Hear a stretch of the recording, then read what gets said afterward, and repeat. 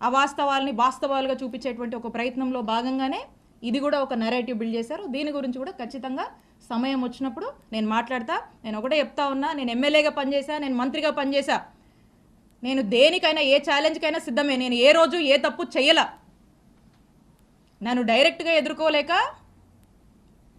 ఒక బీసీ మహిళగా నన్ను డైరెక్ట్గా ఎదుర్కోలేక, ఒక మహిళని కూడా చూడకుండా ఇబ్బంది పెట్టాలి అని ఇబ్బందికి పెట్టేటువంటి ఒక ప్రయత్నంలో భాగంగా ఇదంతా జరుగుతుంది. సో కాబట్టి ఖచ్చితంగా దీని గురించి సమయం వచ్చినప్పుడు మాట్లాడతా. నేను ఏ తప్పు చేయలేదు. మీరు ఏం ఎంక్వైరీలు వేసుకుంటారో వేసుకోండి, ఏమన్నా చేసుకోండి, నేను భయపడను. నేను తప్పు చేయలేదు.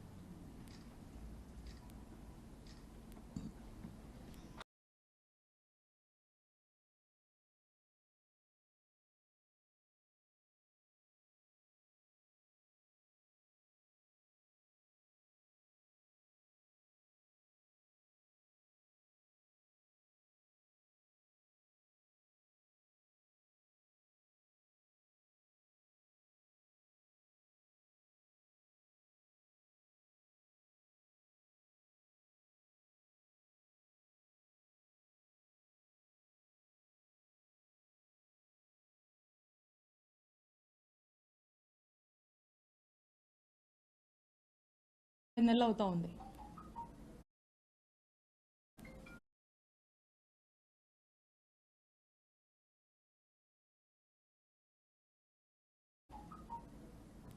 అనేక అబద్ధపు హామీలు, మాయమాటలు, సూపర్ 6 అని 7 అని ఇలాంటి మోసపూరిత హామీలు చెప్పి ప్రజలకు ఆశ చూపించి వాళ్ళ చేతిలో ఓట్లు వేయించుకొని కూటమి ప్రభుత్వం అధికారంలోకి వచ్చింది.